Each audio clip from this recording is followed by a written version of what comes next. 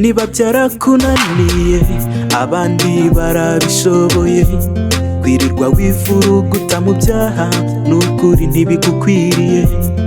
Igihe niki ngo tugarukire Imana, wivuga ko byakunaniye, reka ibyo urimo bibi, garukira Yesu. Igihe niki, ibuka ko umubiri wawe ari urusengero rw'Imana. Niba byarakunaniye abandi barabishoboye, ahubwo reka inzira zawe mbi, garukira Uwiteka bigishoboka kwabonwa, nibwo uzagira amahoro. Niba byarakunaniye abandi barabishoboye, ahubwo reka inzira zawe mbi,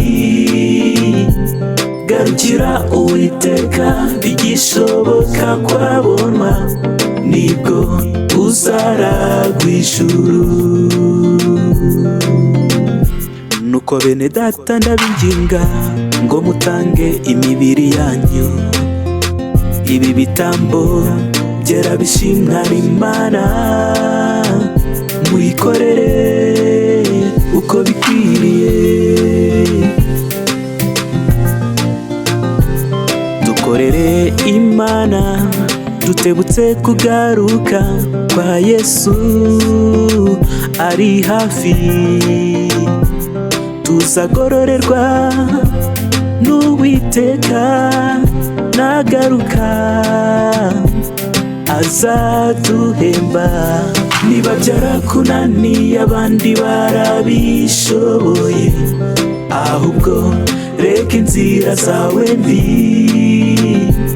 garukira Uwiteka bigishoboka kwabonwa, nibwo uzagira amahoro.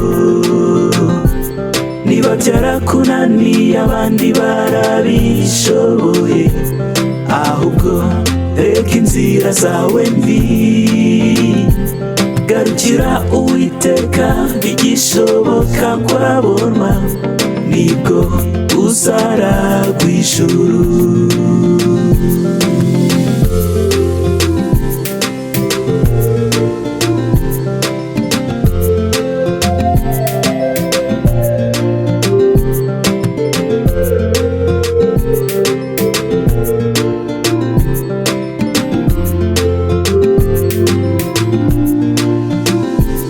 Niba byarakunaniye abandi barabishoboye, ahubwo reka inzira zawe mbi,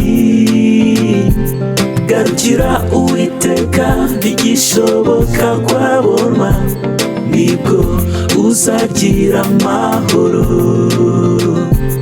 Niba byarakunaniye abandi barabishoboye, ahubwo reka inzira zawe mbi,